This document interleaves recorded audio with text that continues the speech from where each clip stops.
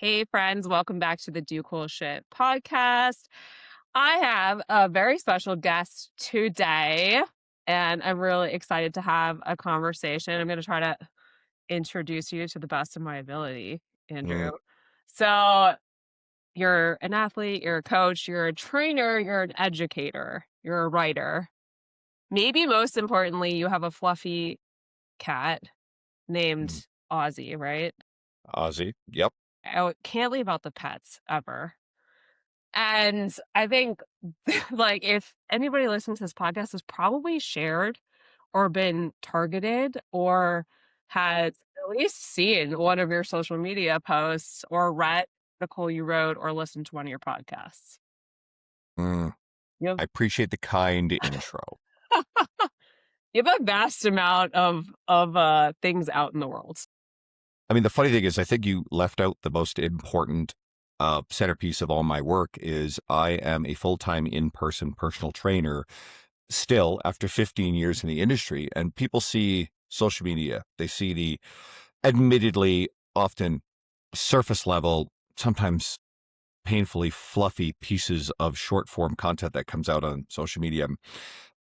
It feels now like there's just people taking everything, they spit it into AI, it rewrites something very similar. It becomes so rehashed and generic that it's like, I reuse a lot of the old stuff, and I write it. I don't use any AI for it.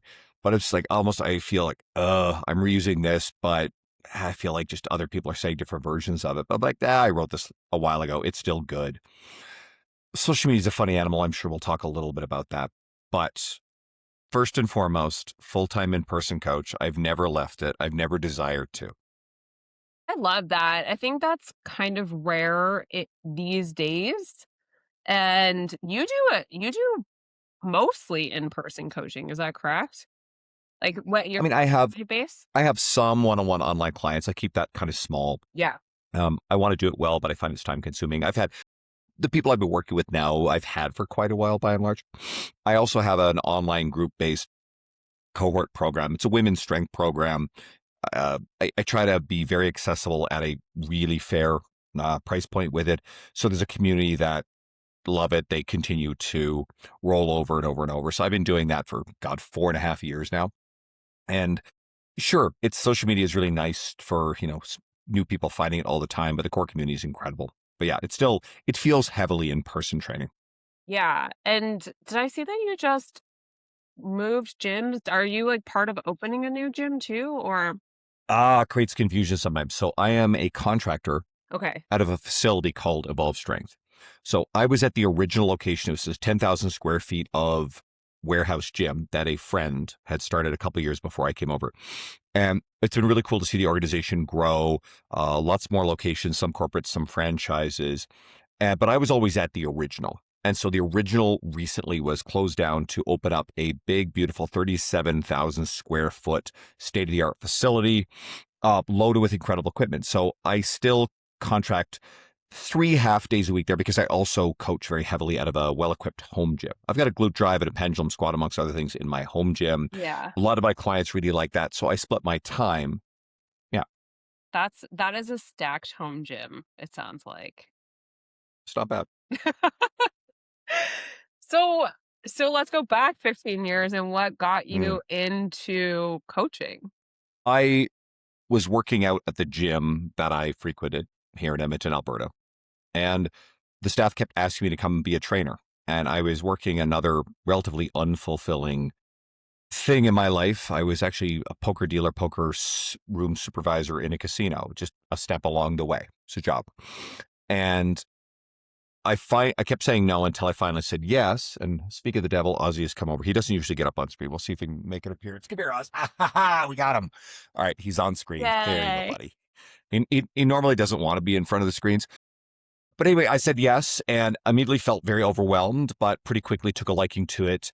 I got very busy. The gym filled me up pretty quick. I got a lot of referrals, a lot of floor walk-up traffic, renewed very well. And it was a couple of years and I'm the number one session performing trainer in the company year over year over year, and near the top at dollars sold. But either way, I was doing very well with it. and sort of anchored to this false idea what the average trainer did in terms of volume. Turns out it was like kind of the top of the company, Yeah. which what the ideas you anchor yourself to in life, the standards you set actually become those standards. And that's just kind of a happy accident.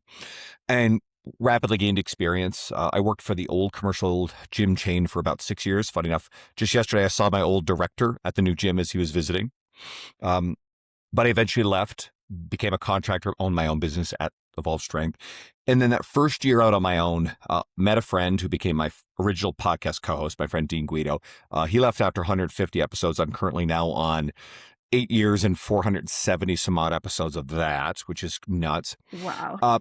I'd always been reading and devouring everything, learning from sources like T Nation and other blogs and websites, the industry's best, listening to podcasts, etc. And then I got really serious about writing for my own website. And then through connections in the industry, I got invited to come write for T Nation, which started in early 2019. So I wrote for them for a lot for years.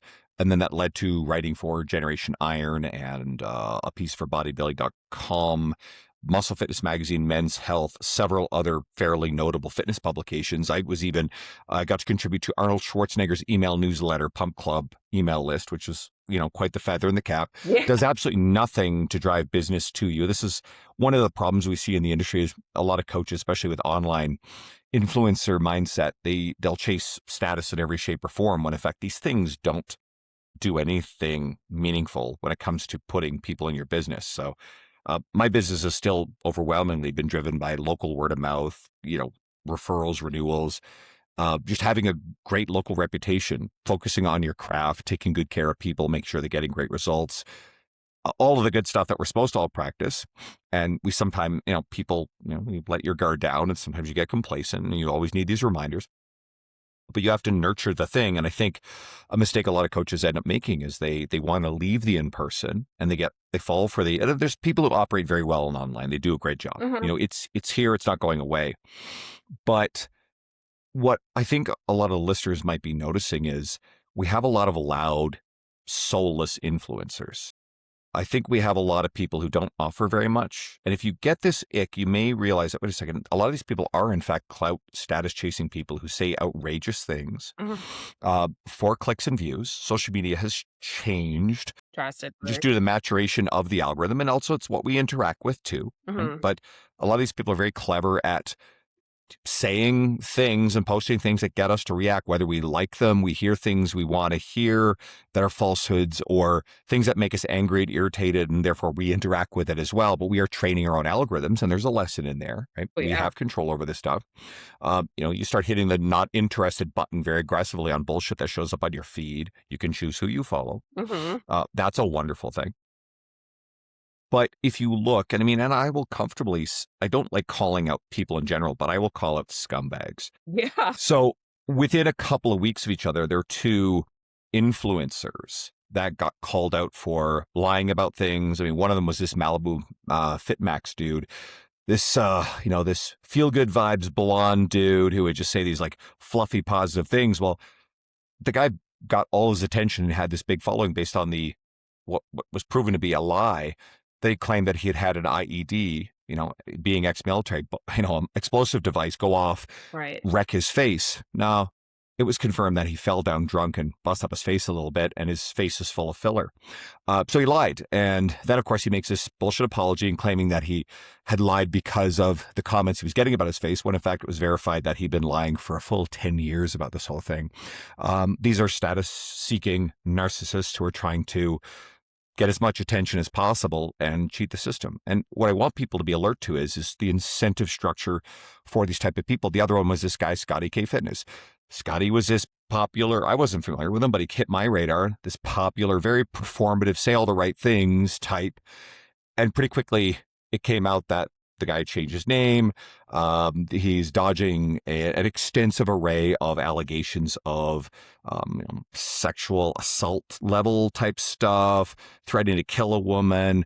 And all this stuff came up on feeds like my friend Goob, who outs shitbags in our industry. Yeah.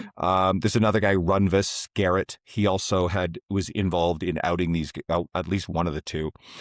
And at least one of the nice things about this is there's a trail of the lies, and oftentimes are more documented than ever. So if somebody's, well, completely full of shit and fabricated their image to look good when they're just a narcissistic scumbag, and that's not everybody, there's a lot of great people in our industry, but there's an incentive for people, and I call them useless people, to enter our industry, our space. And these are not coaches and real fitness professionals, but they are influencers and they are adjacent and they have easy access. They can look a certain way, say the right things, know how to use social media, get a lot of attention, get rewarded for it. Sometimes it means brand and sponsor deals, but anybody can get in. And I'm grateful for my own opportunity to enter the industry as a relatively low barrier of entry.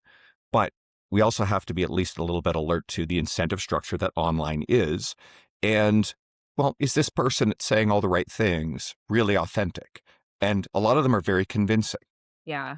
Yeah.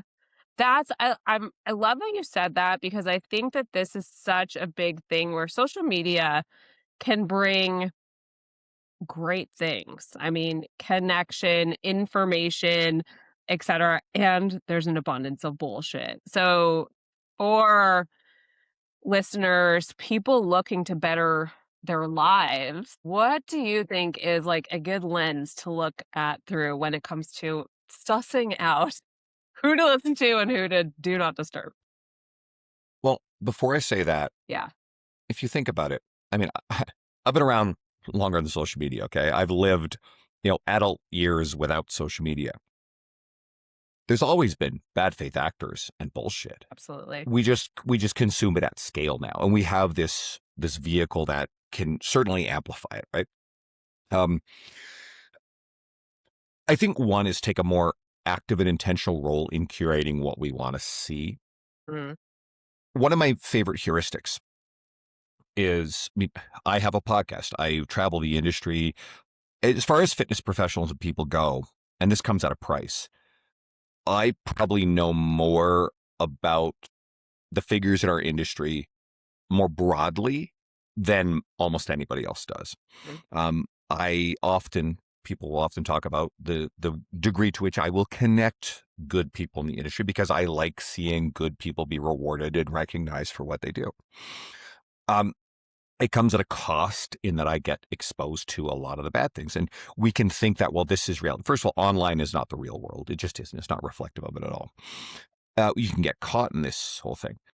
I'm willing to pay that price because I become a filter for my other friends in the industry who, maybe they're have young families. They simply don't have the time and they don't have the lattice work uh, of understanding how this stuff works to be able to then figure out who's probably credible, who's not. But one of the ways we do it is if we curate a list of credible authorities that we trust and like, and if you're figuring out evidence-based information, that might include the doctors and PhDs and other highly educated, highly knowledgeable people. Mhm. And if they largely agree on principles and people and endorse people, and sure, good people can go bad, people can get exposed for what have you. But, if let's say in the hypertrophy space, anything related to muscle hypertrophy, which is a very contentious thing. I recently had Dr. Eric Helms on my podcast talking about this. But Eric is one of the most respected, well-liked figures in what is otherwise a very tribal place. If Eric and Dr. Brad Schoenfeld and Dr. Stu Phillips and a handful of other esteemed people are largely on the same wavelength, and they are also more or less endorsing the same people, it's probably a good heuristic for us to trust it. And you can look, the trick is if you get into an ecosystem where everybody looks good, when in fact, and one of the weird places, and this might be relevant to some of your audience, is the menopause space and the doctors of menopause. Yeah. And the larger figures, by and large, are actually mostly grifters. It's actually kind of problematic in this Yeah. space.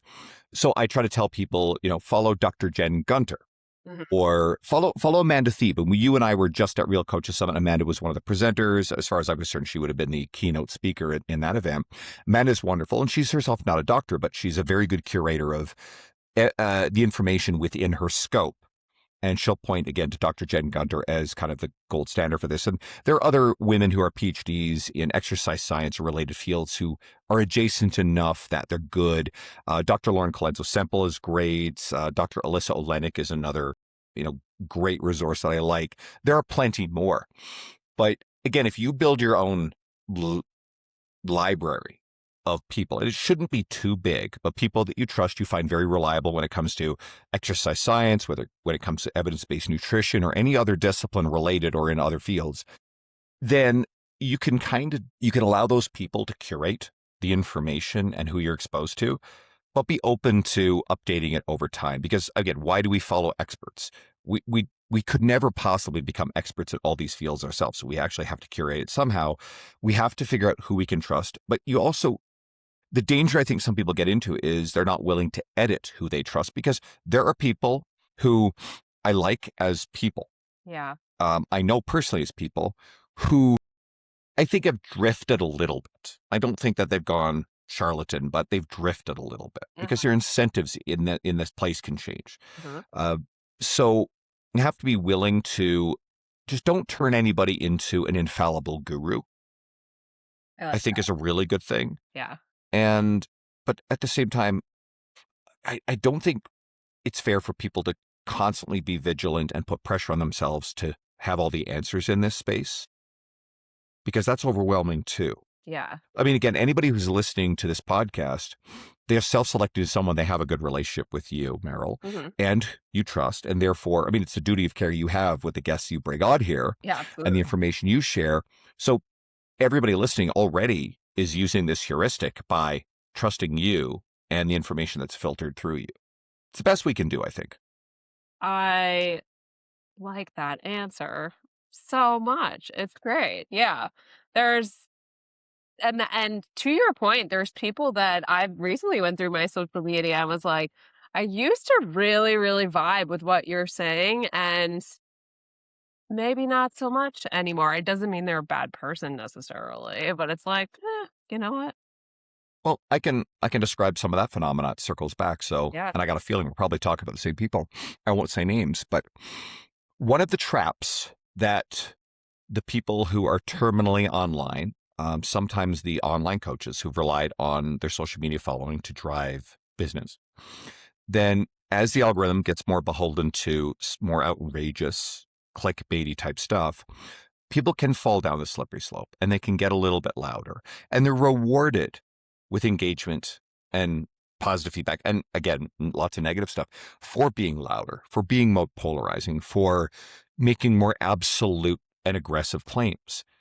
And I've observed people that I generally like falling into this trap, and there's a lot of chatter and they don't understand how negative things are getting for them, unfortunately. But I think it's born of insecurity. I think it's born of fear, and they're rewarded and just they get louder and they get nastier. And then all of a sudden we see things like one of the trickier ones. I've seen quite a bit of this where there's a lot of anti-GLP-1 agonist medication rhetoric, fear, because fitness professionals are fearful that they're going to lose business to these drugs. Yeah. And sometimes people dress it up with overblown fears. It's not to say they're not legitimate, because they are, but overblown fears about muscle loss and bone mineral density loss. We know that we absolutely need resistance training and a stimulus to maintain those things. But what's the easiest way to get clicks and views? Take someone famous who looks really thin and then, get into some performative outrage about this.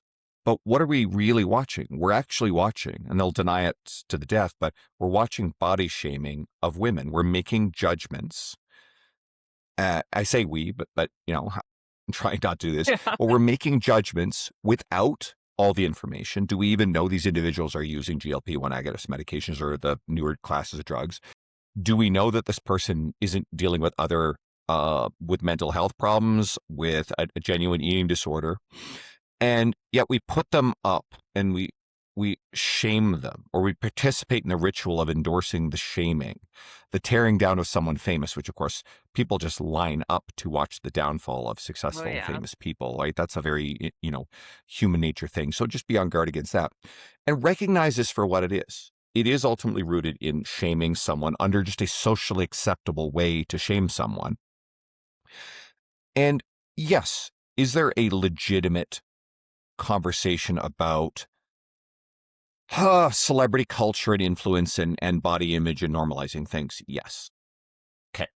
Those two things can simultaneously be true.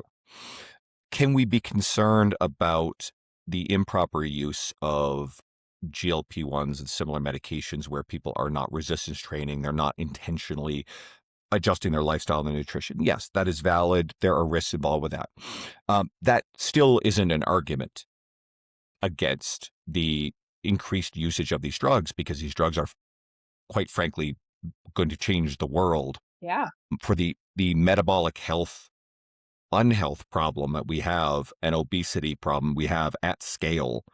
This is the best thing that's ever come along, and almost all the resistance is somehow based in fear, or fear of loss of status or loss of business, and people like to get really loud about this stuff. So I think, again, we can sort of see through this, and I've watched, people I like fall down into this slippery slope of, again, performative outrage. And another thing we're seeing a lot of is people just picking fights, and it's usually picking fights over socio-political ideology or some sort of like ideological tribalism within nutrition, training ideologies.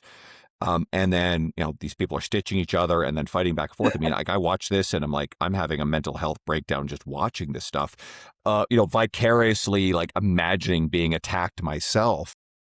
And I'm not fearful that I will post things. I don't do video-based media much anyway, but I'm not fearful I'll post things that would develop this sort of thing. But I watch people who are picking the fights and provoking the stuff, and then, of course, people coming back at them, and it's constant. And I'm just like, I that's got to be the most emotionally dysregulating state to live in. And of course, what do people do? They love the teardown. They love the outrage. They love when their chosen figure is doing it from their tribal ideological standpoint.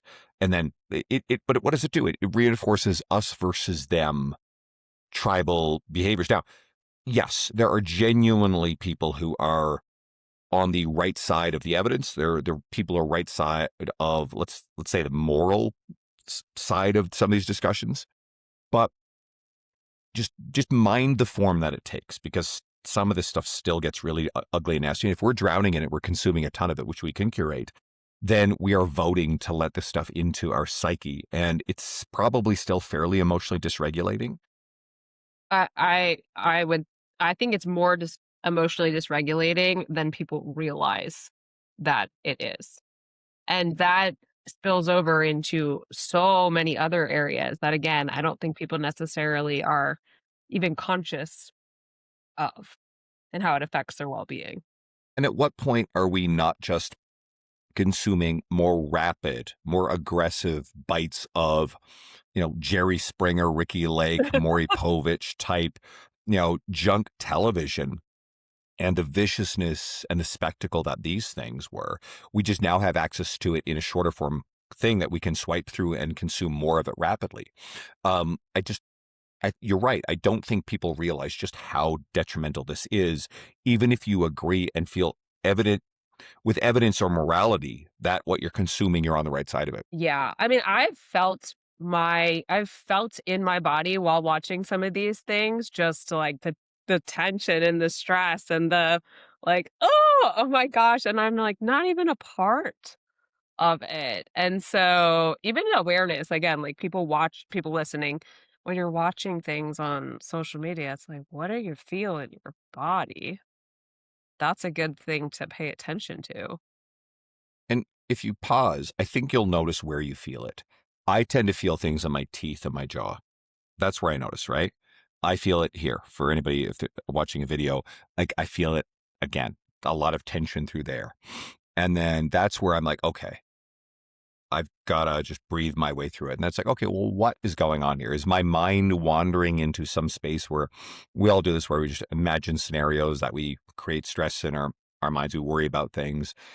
And then I have a little frame there, a little mental model where it's like, to me, that's monkey mind. This comes out of the book, The Power of Now by Eckhart Tolle. It gets kind of wooey in a lot of places, but there's some really good stuff there. It's like, you are not your thoughts. And if you can realize that the thoughts that are wandering through your mind, You don't have to identify with them. You don't have to own them. You can let them flow right through you, which is a very meditative sort of principle. And you can observe them without judgment and then let them move through you. But I specifically, anytime I catch myself where my mind is spiraling or going off about things that are scenarios I've created, very human thing to do, then I say the words in my mind. It's like a mantra. So I say that's monkey mind, and it helps me center and just go. There's no value in my mind being hijacked by that thought process, and I find it's good to center me again, focus back on whatever is going to serve me better, and manage my emotional regulation. Yeah. I love that, having a little mantra to kind of bring you back from the spiral. I love that. I had Jeb on the podcast a few months ago, and we talked about that too, like, observing thoughts just floating by like clouds, and, it is so helpful to have discernment in knowing that your thoughts are not facts, reality, your identity. So, I love that you said that. I was thinking about this when you were talking about Jerry Springer. Did you, like, stay home from school sick and watch Jerry Springer and Maury Povich and No, I was Oh, aware of these things. I'm okay. trying to remember. I mean, I'd be dating myself here because I was born in 1978. So if I was staying home watching TV back in those days, shit, you know what? I played a lot of video games. I watch a lot of sports. But I mean, I grew up on TV. I don't watch almost any television anymore, Yeah, almost any movies. And yet I grew up with it. My father owned video stores. So I had all the games and all the movies. So I loved Bond movies when I was a kid. okay. I love that. Yeah, that was, like so you're a little bit older than me, but I would, like, look forward to it's so funny when I look back and I'm like, I would look forward to watching Jerry Springer, like, as an elementary school kid. That's kind of wild, and now we're just flipping through it. I would watch like Transformers, the original cartoon, the reruns, and I mean stuff that, like, in retrospect, it's nostalgic, but wasn't very good, like Inspector Gadget or Care Bears. I mean, Care Bears is great. Or actually, you know what's a really we're totally side questing here, but this is Yeah, glorious stuff.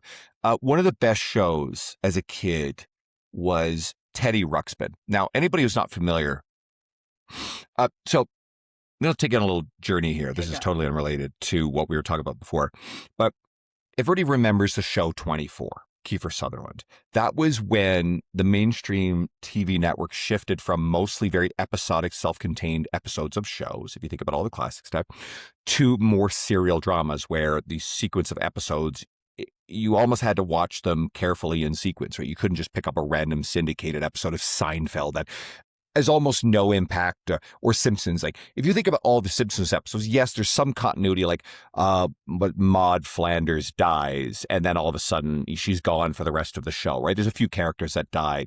Okay. But outside of that, like, each episode is ultra self-contained. Right? Right. Whereas 24 was, and then all the networks tried all these other serial dramas. Most of them failed, but then other things caught on. And then all the cable stuff, like your Breaking Bads, your Sopranos, all that great stuff. If you're familiar with the show Justified, one of my favorites, Yeah. these are all serial dramas, right? But Teddy Ruxpin was a serial drama for a kids cartoon where the episodes proceeded in sequence. It was way ahead of its time. Yeah.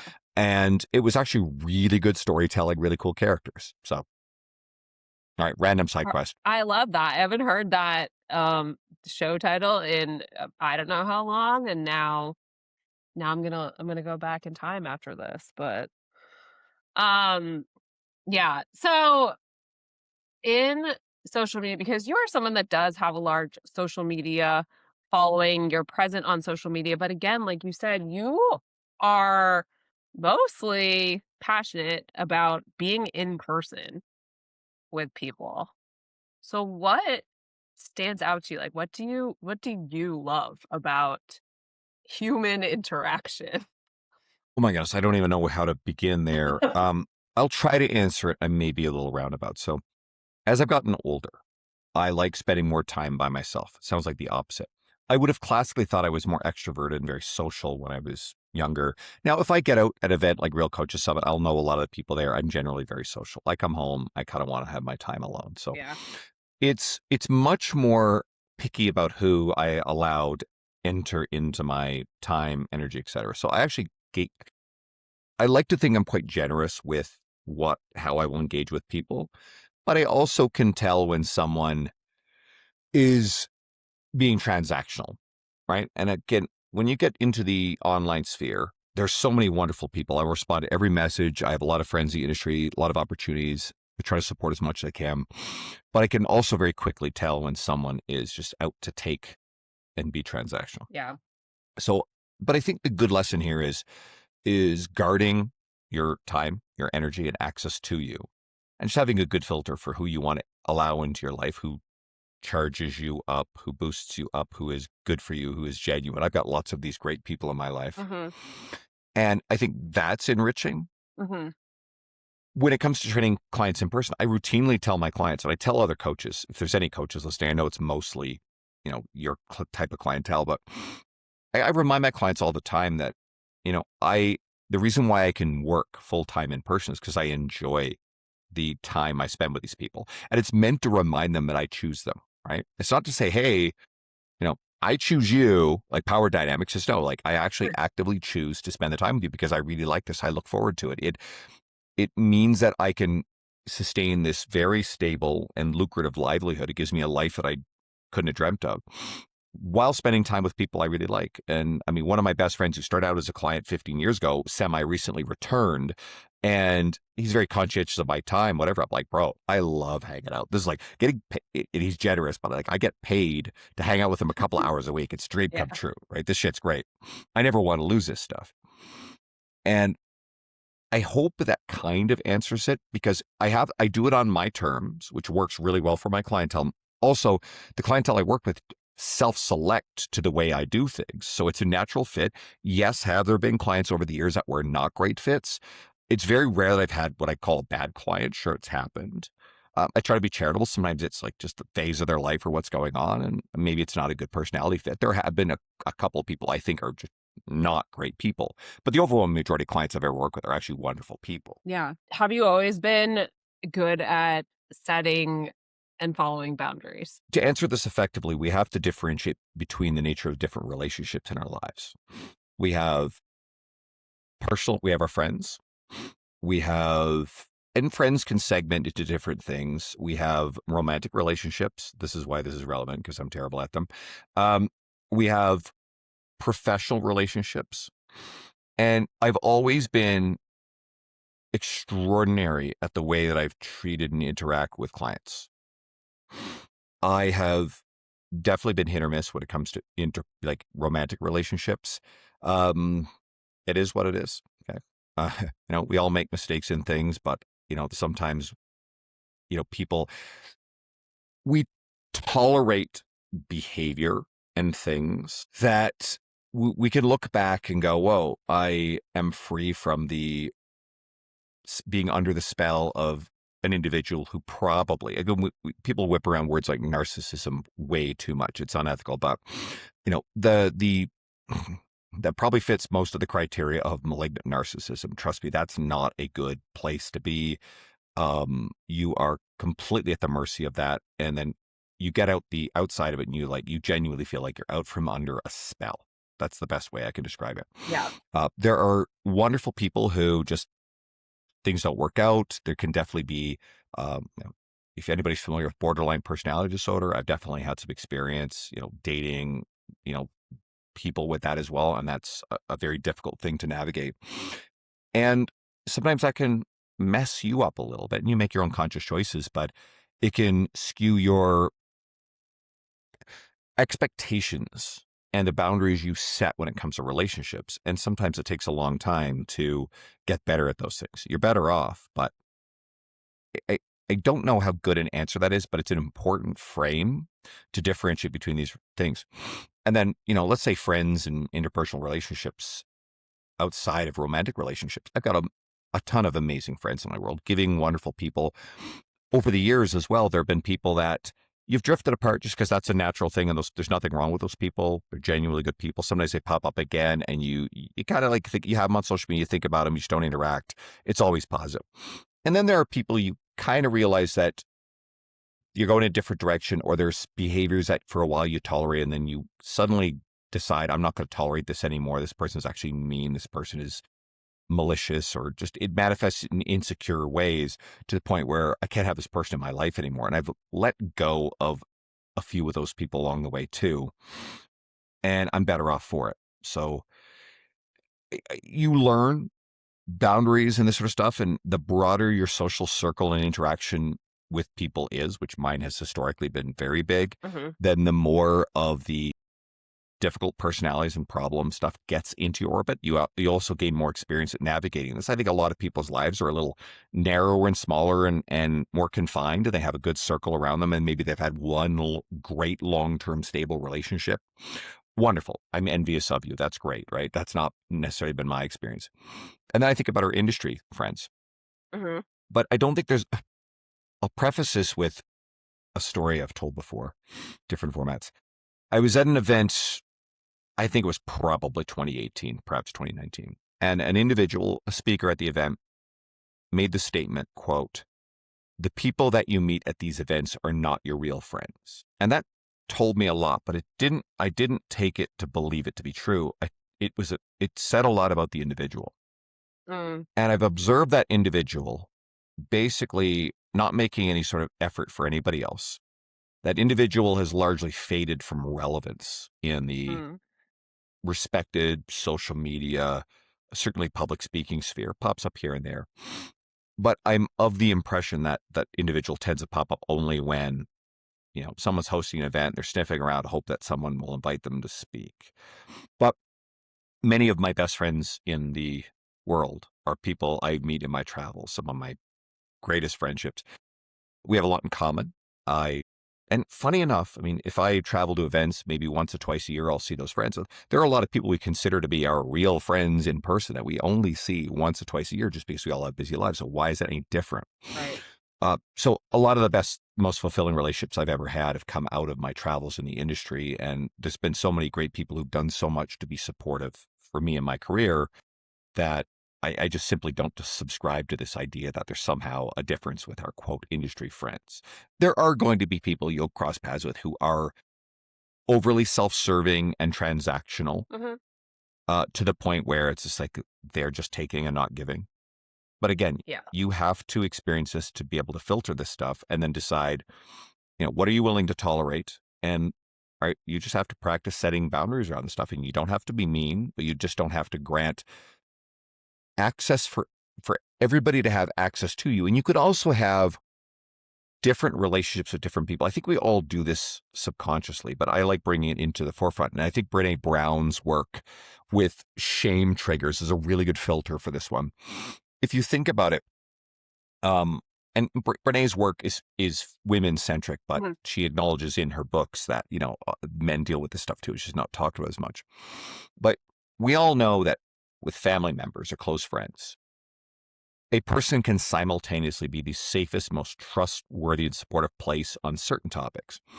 But other topics you dare not bring up because then all of a sudden they become, they will shame you. They will say thoughtless things based on their lens and worldview. So you learn not to broach certain topics with certain people. And if you can get a good handle on that, then it's probably one of the best things to navigate relationships in your life. Because if it's a family member, uh, and I think there are genuinely, on some rare cases, family members who really need to be cut out of your life completely. I haven't had that misfortune, Yeah. thankfully. But if you can identify again, and part of that too is it is your shame trigger. Now, why do you feel shame over that? It doesn't mean that it's your fault, but if you could identify that stuff, and it's why I think anybody, coach or enthusiast, would benefit from reading Brené's earlier books. I agree. Her most recent stuff has gotten very like corporate leadership stuff. Yes. So I mean, I'm no longer interested in any of that stuff. But if you're going to do any book, I thought it was just me, but it isn't, or it wasn't. Either way, something very similar to that. Yeah. It's her first, and it's incredible. I agree. I also love, like, it is a newer book of hers, but Atlas of the Heart, and just like being able to explain and understand emotions, thoughts, feelings. At least for me, like I nerd out Your on name, that stuff. you're naming them, Yeah. right? You're naming them, Yeah. right? And it helps people understand what they're feeling, because I don't think we are necessarily very good at like figuring out what am I actually feeling? I've had this conversation so many times recently, both with other coaches and with my own clients, where I'll ask my clients, this has happened at least 3 times in the past week, where we'll talk about a situation and be like, "Well, how are you feeling?" And then they go, "Blah, blah, blah," and I'm like, "No, but how are you actually feeling?" And it's like good, bad, okay, overwhelmed, like that's the general terminology that people go to.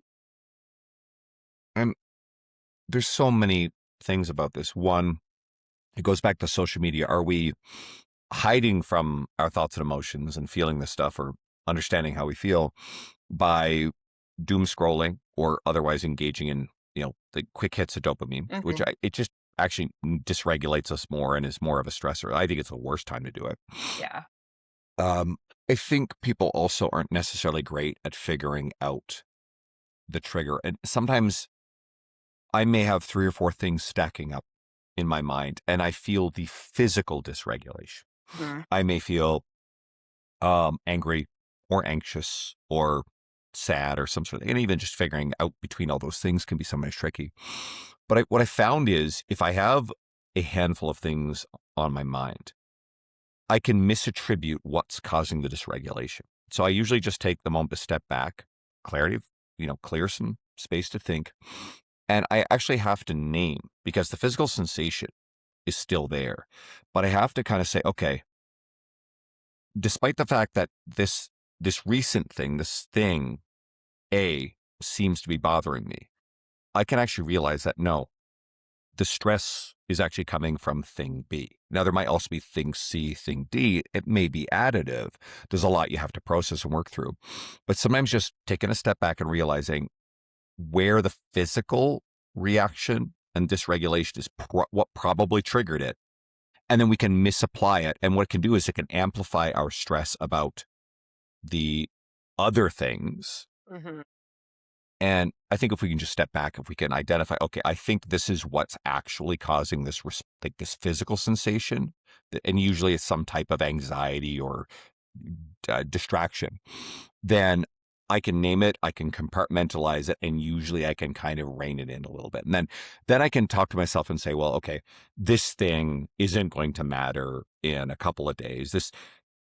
Like the stupid shit that dysregulates us. Recently, with changing over to the new facility, the company that I contract out of, they needed an updated uh, insurance, some extra details in our trainer insurance. Mhm. And I know my insurer is going to be a nightmare to get a hold of. So I was actually quite stressed because of juggling all this other stuff. Ridiculous that I was stressed about the idea of having to get a hold of this insurer. And I cooked up a story that, oh, I won't, there's going to be this big issue with the company. There wasn't. But rightly, there was a little bit of a hassle getting a hold of the insurer. And then, the girl on the phone was wonderful when I finally got her. She said, oh, yeah, this, this stuff's all good. We can take care of this. So I get an email from someone different after the long weekend. And sure enough, the language in there didn't seem to contain the things that, they said they would do. And I emailed in response and they just haven't responded at all. Another trainer with the same insurer has made 20 calls and hasn't been able to get a hold of anybody. So there's actually an issue there. But the gym, the new updated thing I sent forward, the gym said, yeah, it's fine. We're all good. So like you build up this thing in your mind because you actually know there's something there, Sure. but this can disproportionately get really dysregulating in a way that it just shouldn't. Because again, the story and the narrative you whipped yourself up into. But at least if I can pause and go, okay, this thing is what's going on, I will still tell myself, this ain't going to be a big deal. This will get resolved. I know the recourse to follow up to make sure this is okay. I trust the people involved that will make sure it's all right. I also have the agency to fucking figure it out. I'll be okay. Uh, yeah, but you just sometimes feel overwhelmed in the moment, and these things can dysregulate you. Absolutely. Yeah, and the big thing, as you said, is just stopping and pausing and having a little perspective. I like to, like, look at myself looking into it sometimes. So, Zoom out, take a big deep breath. My God, does pausing just do wonderful it things does for almost wonderful everything. things, and most of the time, it's the last thing that you wanna do in that moment, and that's the time to do it. So, um, I had I was like, we went on a tangent there, but I wanted to go back to the boundaries and the relationships that we were talking about because I'm curious what you value in relationships that you hold close. All right, I got to figure out a way to answer that because I think it changes with different people. Yeah. Um, I'll try to think of some examples of how I show up in the world. One, and I truly, genuinely am happy when I see other people doing well, being on the receiving end of good things. Now, I think one of the reasons why I can do that is because certainly in the career, in the space that I'm in, I'm coming from a very fulfilled, very secure, very stable place. Yeah. So I'm not in a place of desperation or want. And when you're in that place where you've taken care of yourself, done right by people over the long run, then it's very easy to be in a position where you can help people Mhm, and you can smile and feel really good about doing for something for someone else and not receiving any public recognition for it. I'm not concerned with that. In fact, I mentioned earlier about the reputation for connectivity within the industry. I actually overwhelmingly balk at and cringe when people bring it up in these social environments like the event we were just at. mhm. I'm super uncomfortable with it. I don't do it for that. I genuinely love seeing good people in the industry doing well, getting recognition for their good and hard work. So that's just one manifestation. With friends, again, I try to. Here's another one. And I think this one shows up in coaching. I like to have people trust that I'm there when they need me, within reason, of course. With coaching clients, like for example, I mentioned online women's group program. Mhm. Most of them are really independent. They love having a program to follow, but you can chat GPT a decent program. They have a community that they enjoy, but they also know that I'm there. And even if there's a smaller section of the group, and usually the newer members will post in the Facebook group and they'll post questions or form videos, but everybody sees and experiences me responding. I respond promptly. I respond with thoughtfulness, nuance. I'm soft in it. I have a rule that no one else is allowed to provide any form or coaching feedback Mhm. because we had a problem with that a couple of years ago once with a coach that was in there doing the program and we didn't agree on things. The delivery was very poor. That was not a pleasant experience and the other members did not like it at all. So, but everybody trusts that I will be there for them, Mhm. even if they never need it. Mhm. And if you feel that, then you feel at home, you feel a great deal of trust, security, etc. So I try to have the people in my world understand that I will do that. Mhm. I hope that answers. I mean, I don't think we can capture the depth of the entire human relationship, right? No. No. But you value the same things in return as well? I don't know if that's necessarily true. I tend to be very self-reliant. I tend to find, I mean, rugged individualism, as Brad Stulberg says it in some of his books, isn't necessarily a good thing. But again, I'm coming from a place of abundance where usually people are overwhelmingly doing proactively kind, supportive things where the industry has given me tenfold what I've ever been able to give back to it. And I proactively try to give a lot to the industry. So I'm not coming from a place of scarcity. And that's years of showing up in support without expectation in return, which I think is just a good way to go through the world anyway. So my experience is unique and shaped by the blessings I've had. And I think that's important context. Mm. Yeah, you said something important there where that that's something I know and I've thought about, but it was a good reminder to me where being in a place where you're kind of good with yourself makes it easier to be, in relationships.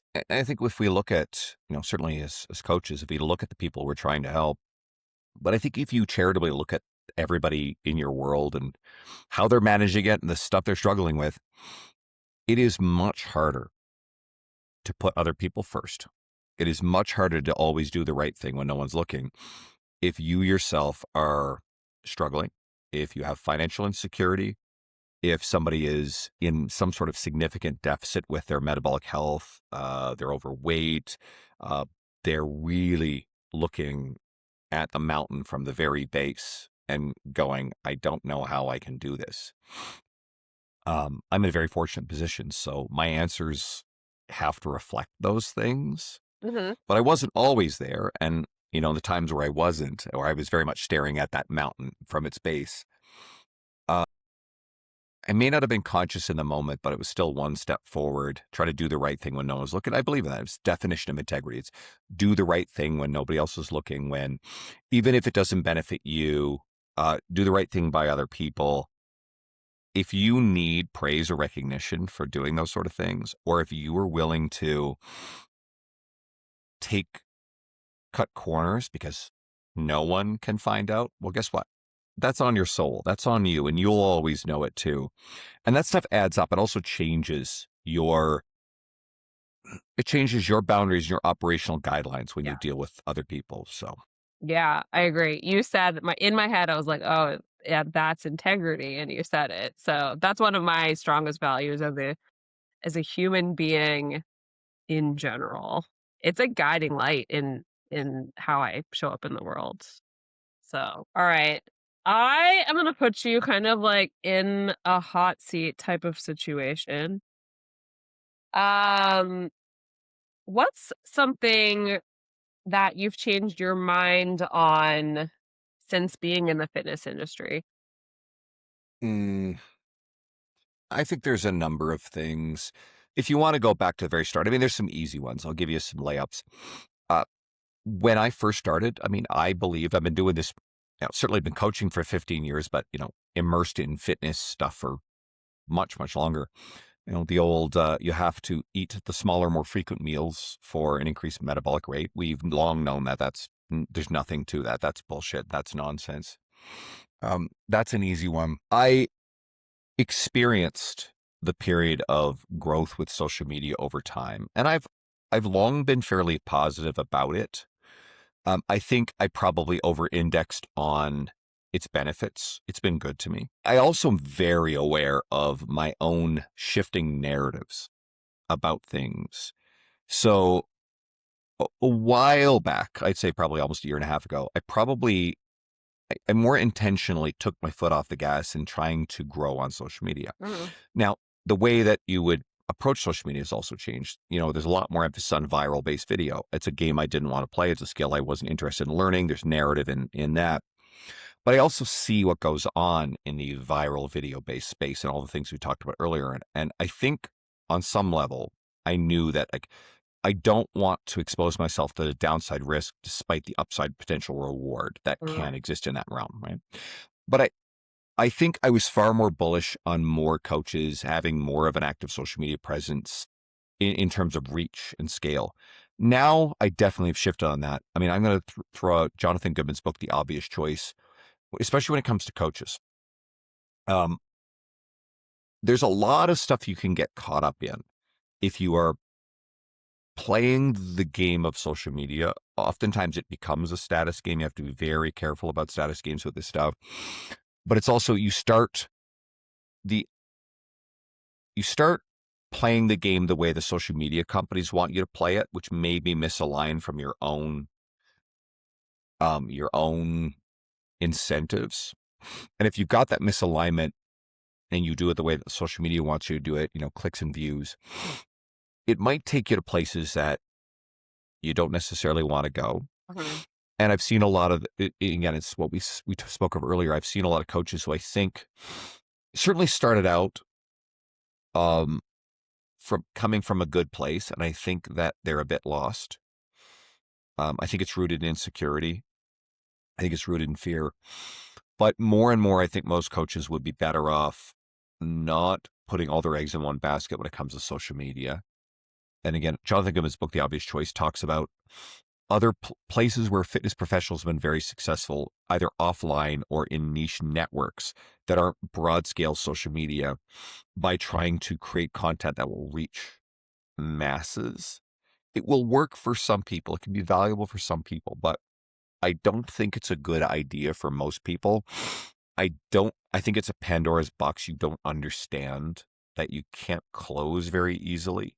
Yeah. Well, you can if you decide to disappear, but I've seen, and again, people have made genuine mistakes that have invited this, but I've seen some people run really afoul of they've gotten large social media followings, they've made some status chasing stupid mistakes, and we're talking about ridicule and public humiliation. And you watch this from afar and it's a train wreck, and you go, I would never want to even like stumble into something like that. So I more and more I kind of hide in plain sight with my social media. I'm present, I'm there, I'll respond to anything and anyone. If anybody listening to this, anything we discuss resonates with you, if you have a question, message me on my Instagram at Andrew Coates Fitness. I will respond. I respond to everything. Okay. Anything certainly charitable, well intentioned. Yeah. Occasionally I get something really stupid in there that can result in a block pretty quick if someone's being a genuine asshole. But outside of that, I want the right people to self select to interact with my media, but I'm not interested in becoming a broad scale public figure. And I don't know if I necessarily was chasing that because also I didn't, I set out to have an intentional social media presence. It grew far more than I could have ever imagined. Mhm. And I embraced it and I played into it. But here's the other important thing. Still always took care of all the other things in my world first. And social media became, as Jonathan Goodman says, if you have extra time and energy, you can make deposits into something. And I did that for a long time and it worked very, very well. And I nurtured it and grew it. But now, I think it took on a little bit too much life and too much importance for a while. And I've definitely pulled that back. Mm. But it's also easy. I mean, it's the proverbial, the person who's got all the money saying, hey, money won't give you happiness. You're saying that to the person who has no money. I can understand why, certainly if anybody craves the idea of having a larger social media following for someone who objectively has a bigger one to say, hey, it ain't all that. Listen, there's been a lot of great reward to it. I have connected with so many wonderful people in the industry. It's given me access to incredible podcast guests, which then creates this resource that hopefully helps more people. It's created sponsorship opportunities. I'm very careful about what I say yes to. So I've leveraged it to my advantage. And I've also tried to leverage it to be supportive to well-deserving friends and good people in my world. I have my limits, my energy and capacity. It goes back to our conversation about our boundaries. Mhm. Uh, but yes, my attitude towards it fundamentally has shifted a bit. Yeah. That makes complete sense. What is your biggest pet peeve? I think status chasing people, and maybe that's just a filter that we look at it through the industry. Um, but I see when people are being fake, insincere. There's certain things that I see. Sometimes I mean, I know good people who, for a variety of reasons, have bought followers and they've otherwise got the brand name and credibility, but there are individuals who I know have bought followers. They'll deny it. But I know that they just desperately crave, they want to speak on the industry stages. They desperately crave the respect and adoration of their the the speaker tier in the industry. There's no such thing, right? They think that these carpets part and champagne falls from the heavens behind this like exclusive club of people who are more prominent in the industry. That's none of that. But that stuff, I can see it pretty easily because I can sort of see through the matrix of the industry, and I just find it cringe inducing. I physically have cringes when I speak with people who I like sense are being transactional. So I help you. Yes. In your professional opinion, because you work on weight loss with a lot of people, correct? I mean, I have weight loss clients. I mean, my client Dal, who Yes. is also at Real Coaches Summit, and Dal has had a very successful weight loss journey. There's other dimensions to it, and I encouraged her to become a coach just because she was so savvy about learning. She's awesome. She's been very successful, but I don't brand around or market around Okay. weight loss. I definitely have worked with plenty of people where, like, listen, 90% of your clients want to get leaner to some degree. Yeah. I tend to focus more on lifestyle, strength. Uh, Fat loss is often a component of that, but I never term myself a fat loss coach. But please ask. Well, yeah. Let's call it like sustainable Mm, body composition changes, however we want to phrase yep. it. But what's the most underrated thing to support people in this, and what do you believe is one of the most overrated things? I'm going to answer this sort of sideways, but the industry loves to get really pedantic about, site research and this and that. And if you listen to the absolute claims that do not have any nuance to it, you will hear things like exercise doesn't help with fat loss. It's one of the dumbest fucking things you'll hear people say. Okay. Um, yes, we know that nutrition is the most important driver for fat loss. Okay. We need to have people in some degree of a calorie deficit. It's helpful to understand there are four components of metabolism. Okay? It's helpful to understand that your base metabolic rate doesn't meaningfully change, starts declining a little bit when you get to about 60 years of age. Thermic effect of food is literally dependent upon what you're eating, more heavily, influenced by fiber and protein. Your exercise activity, yes, it's a smaller component of your daily metabolic rate, total calorie expenditure. Yes, that is true. There are time and capacity limits to just how much exercise we can do. But guess what? If you're pretty determined, you can actually burn it, calories with it. The biggest multiplier of metabolic rate, and it's the thing that changes the most, especially when people are in calorie deficits, is non-exercise activity thermogenesis, right? And that's just how much you fidget, move around. I like to think about that. Uh, I like to think about step count as a proxy to try to help. I think a lot of smart fat loss coaches, people especially in this space, tend to emphasize step counts. Mhm. And it's just good because if somebody's in a calorie deficit and they're intentionally losing weight, then if you pay attention to your step count, your phone, watch, whatever, usually we have more ways to do this now. Yeah. You can help voluntarily increase that. And you can burn a fair number of calories with that. And if it's intentional, well, we're blurring the lines between what is exercise versus not exercise. Yeah, okay. Secondly, resistance training, it burns some calories compared to not resistance training. It's probably overstated a bit, but we do see an elevated metabolic rate from, you know, after maybe it's like 48-ish hours post exercise. Again, a little overstated, but fine. We also, if we walk around with more muscle, then we do burn more calories and we don't. Again, the effect is overstated. If you have a smaller woman who puts on like 5 to 10 pounds of muscle over the course of a few years, does that make a big difference? No, but it's significant. It adds up. We also have to figure what's the alternative, not doing anything, right? So when you add those three things together, the calories burned from exercise, the calories burned post exercise, and the increased muscle mass calorie burn added up over scale, it is still meaningful enough, right? So, but also there's the lifestyle and habit change. It's if you're exercising, then usually people are thinking about intentionally being healthier. Usually we see other lifestyle change. We usually see more attention to better nutrition. Someone may also be willing to do more other types of exercise, do some other cardio. I still believe do cardio A for the cardiovascular health benefits. B, if you have performance stamina needs for activity you do in your life. And a distant third, but still, if you also want to do some increase your calorie burn, I still think it's more important to get all the other things in check, and you can layer in the cardio on top of it. But if you think about it for the other benefits, then it's probably going to be a little bit more sustainable. Mhm. So again, if you see people in various forums talk about how, exercise doesn't help for fat loss, that's a stupid, misleading soundbite. I hope that's helpful. Yeah, I agree. I think, like looking at the actual human being, getting people into the gym is such a lead domino in everything else. If someone is wanting to change what their body composition is, strength training is necessary. And I Mm. don't think I've ever worked with anyone who has had sustainable fat loss who was not um exercising. That usually is what starts it out for people. So, thank you for saying that, because that is something people say very often. And it's this pedantic need to cite research. Usually it's like, hey, here's this study, or it may not even necessarily be a misinterpretation. I think it's more of a misapplication and looking at something through far too narrow a frame. Yeah, I agree. Yeah. I agree. Yeah. Okay.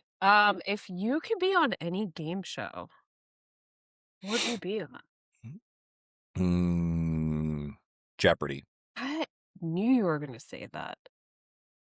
I was like, I feel like Andrew would be a really good Jeopardy contestant. I think that would. I grew up watching Jeopardy, Okay. so you have a bit of an illusion of a knowledge base.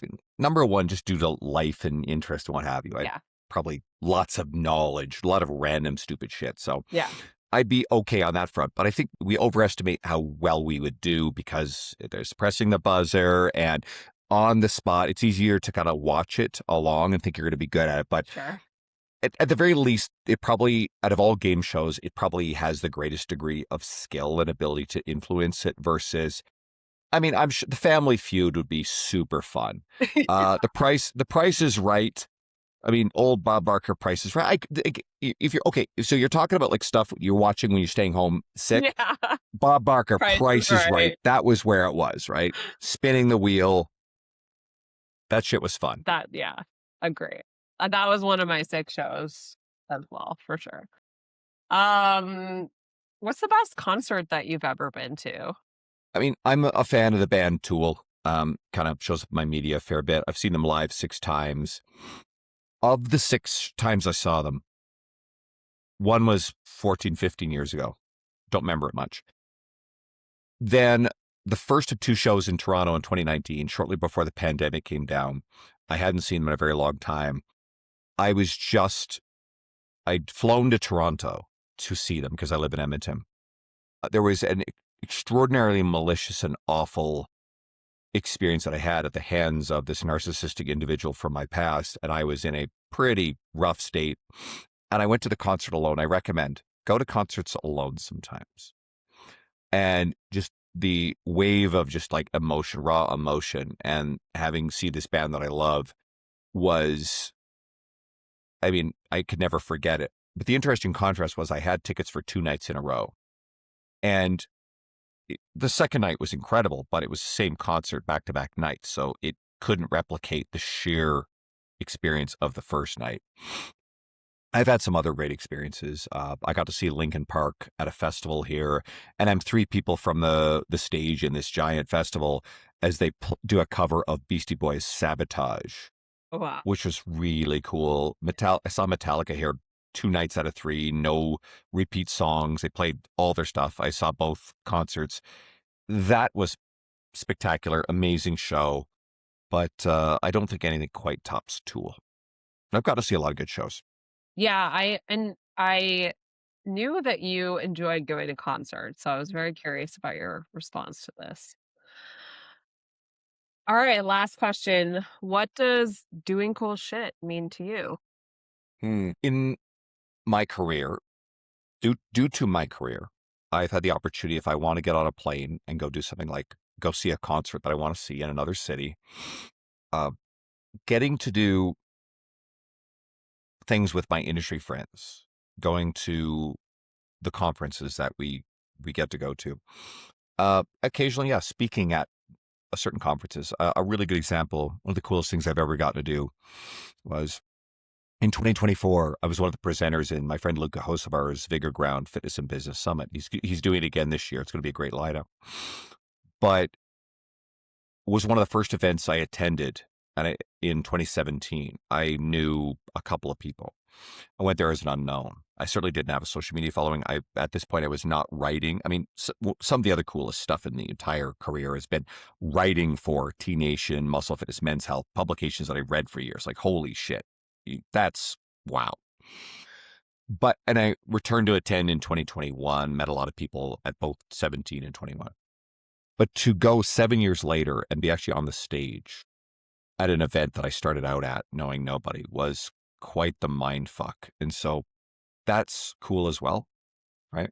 And again, I understand why people crave the stages. It's been good to me, but I'm careful about not craving it or needing, because I've hosted my own event. It's always fun. But, if I announce that I'm doing the event, my DMs are immediately like, hey, do you need a speaker? And it's like, oh, fuck. Transactional status chasing bullshit. Right? It's like, I've had things where the first interaction I've ever had with someone, or like I have no clue who they are, and then it's like, hey, do you need a speaker? And it's like, I'm genuinely sorry, but like, you know what? Here, if you're interested in attending, like, grab a ticket. Crickets, they don't show up. Nothing. It's like, yeah, fuck off. Yeah. Cool shit is relaxing, listening to my favorite records, chilling with my cat. Cool shit is being able to go to the gym consistently on my terms. Cool shit has trade offs. You don't get everything you want.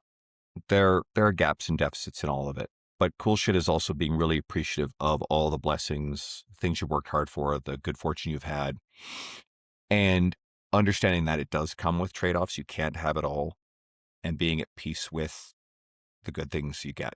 Mm, Because you can't recognize being able to do cool shit if you're forever fixated on the things that you don't have. absolutely.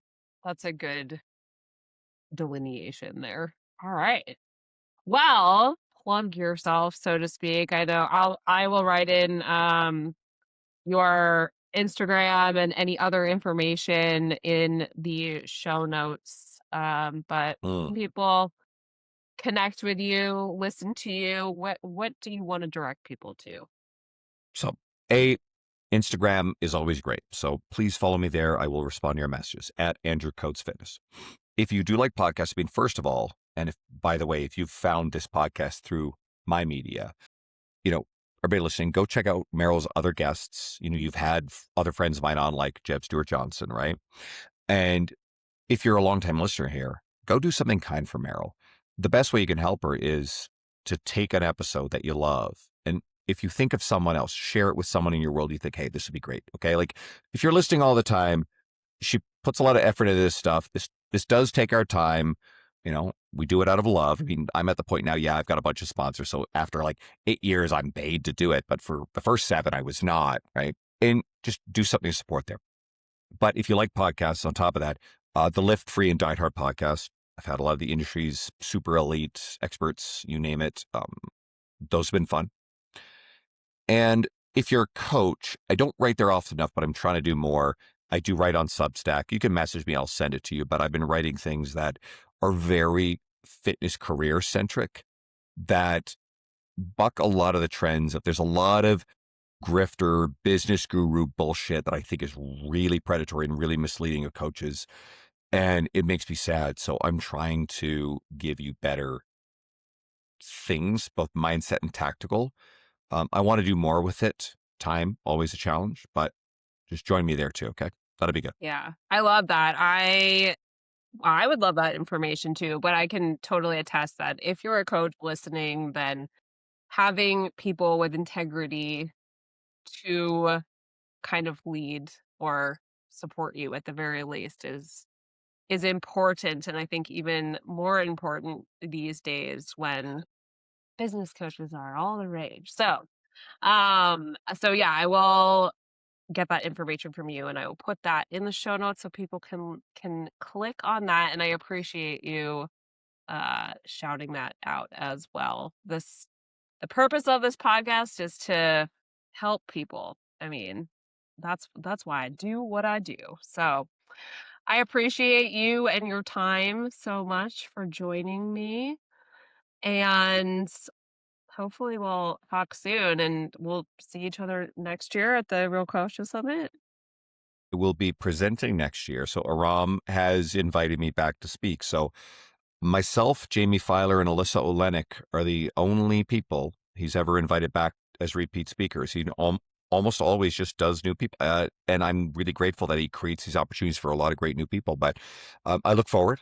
I'll have some really good career based stuff for coaches. And yeah, you guys want to come hang out with us there, put that on your radar.